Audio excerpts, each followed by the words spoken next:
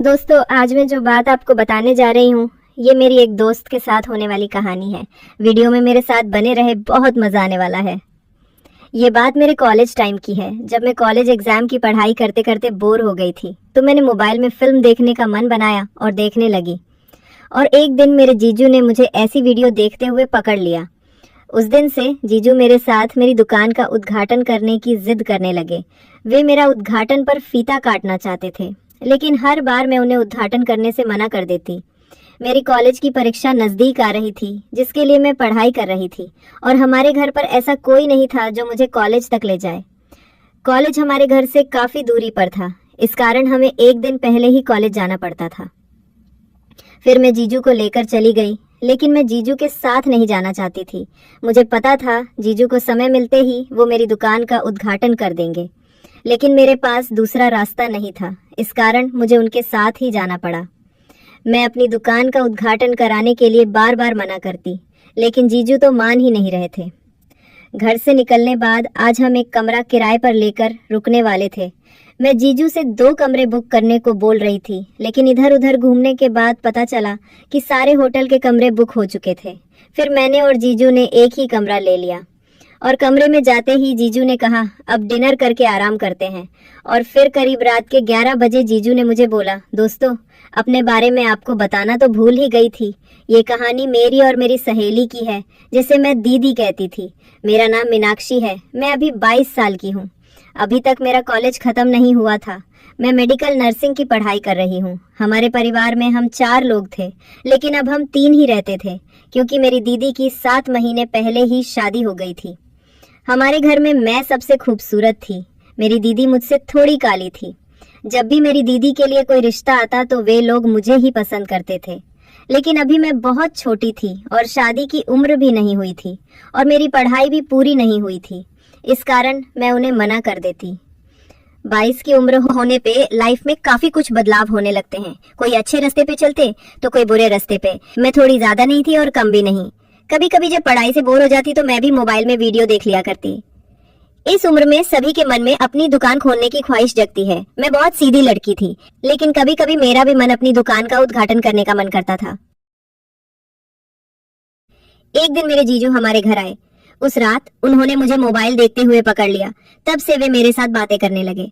बात इतनी आगे बढ़ चुकी थी कि जीजू अब वो मेरी दुकान का उद्घाटन करने की बात कर रहे थे। वे कहते, तुम्हारी दीदी बहुत काली और मोटी है, इस कारण उसमें वो बात नहीं है। तुम बहुत सुंदर हो, तुम्हारे साथ बहुत अच्छा लगता है। लेकिन मैं जीजू को मना कर देती। मैं अपने दीदी के पति के साथ अपनी दुकान का उद्घाटन नहीं कराना चाहती थी। फिर एक दिन हमारे घर पे एक फंक्शन था। उस फंक्शन के लिए कपड़े भी खरीदने थे, तो माँ ने मुझे जीजू के साथ कपड़े खरीदने भेज दिया। हालांकि मैं जीजू के साथ जाना नहीं चाहती थी, लेकिन और जाने वाला कोई नहीं था, तो मैं जीजू के साथ ही चली गई। बहुत सारे कपड़े देखने के बाद मुझे कुछ कपड़े पसंद आए, तो मैं उन्हें ट्राई करने चेंजिंग रूम में चली गई। मैं कपड़े देख ही रही थी, तभी जीजू चेंजिंग रूम में आए और मुझसे आकर बोले, कितने कपड़े देख रही हो? उस वक्त मेरे पास सिर्फ आधे ही कपड़े थे। मैंने उन्हें रूम से बाहर निकाला। फिर मैंने और कपड़े ट्राई किए तो मुझे कम ही कपड़े पसंद आए। फिर जल्दी से शॉपिंग करके हम घर चले गए। जीजू मुझसे एक ही बात मनवाना चाहते थे, मैं उनके हाथों से अपनी दुकान का उद्घाटन करवा लूं। वे कहते, मेरे से अपनी दुकान का उद्घाटन करने में तुम्हें क्या दिक्कत है? लेकिन मैं ऐसा नहीं करना चाहती थी। मेरी कॉलेज की परीक्षा भी पास आ रही थी। मेरी मेडिकल नर्सिंग की परीक्षा थी, लेकिन एक परेशानी थी मेरी परीक्षा की, और इस वक्त हमारा कॉलेज बंद था। सभी बच्चे अपने अपने घर जा चुके थे, फिर भी कॉलेज वाले एग्जाम ले रहे थे। कॉलेज हमारे घर से बहुत दूर था, जाने में करीब 1 दिन लग जाता था। हमारे घर पर मुझे कॉलेज तक ले जाने वाला कोई नहीं था, तो दीदी कहने लगी, तो अपने जीजू को साथ लेकर जा, हमारे पास गाड़ी भी है, तुम्हें जाने में कोई दिक्कत नहीं होगी। फिर मैं और जीजू सुबह ही घर से निकल गए। करीब शाम के 4 बजे हम कॉलेज पहुंच गए, लेकिन हम कॉलेज में नहीं गए। हम एक होटल में रहने चले गए। जीजू ने एक कमरा बुक कर लिया। मैं 2 कमरे बुक करवानी चाहती थी, लेकिन जीजू ने मना कर दिया। खाना खाने के बाद जीजू कहने लगे, चलो हम पार्क में घूम आते हैं। मुझे पार्क में घूमने में बहुत मज़ा आता था, तो मैं जल्दी से मान गई। लेकिन जीजू मुझे पार्क की बजाय किसी जंगल में लेकर चले गए। रात के 9 बज रहे थे। जंगल बहुत ही डरावना हो चुका था। मेरे डर से पसीने छूट गए। जीजू मुझे लेकर घने जंगल में चले गए और जीजू ने कहा, अब तुम्हें मेरी बात मानी ही पड़ेगी। नहीं तो मैं तुम्हें इस जंगल में अकेला छोड़कर चला जाऊंगा। मैंने पूछा कौन सी बात? तो वे कहने लगे, मैं तुम्हारी दुकान का उद्घाटन करना चाहता हूँ।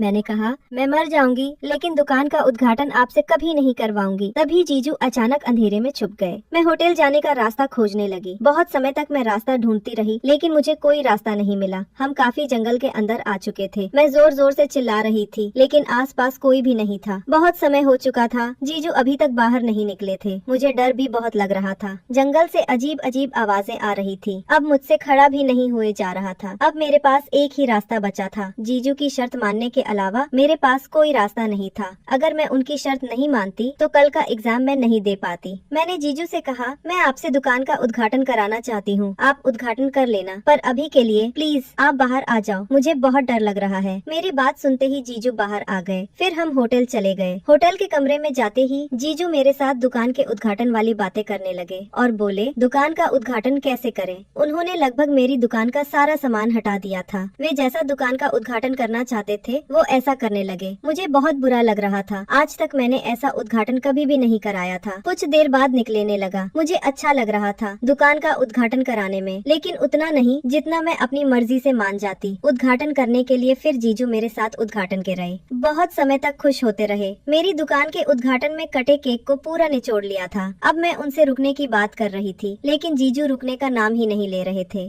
तभी मैंने उन्हें दीदी की कसम दे दी तो वे रुक गए। अभी रात के 2 बज रहे थे तो मैं सो गई। सुबह जल्दी उठकर मैंने कुछ पढ़ाई की और नहाकर फ्रेश होकर फिर मैं एग्जाम देने चली गई। एग्जाम खत्म करके मैं जीजू के साथ घर आ गई।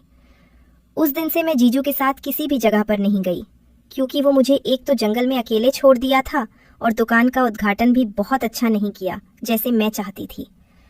अब मैंने जीजू से दूरियां बना ली। जीजू बहुत बुरे इंसान थे, मुझे आज पता चला। तो दोस्तों, ये थी आज की कहानी।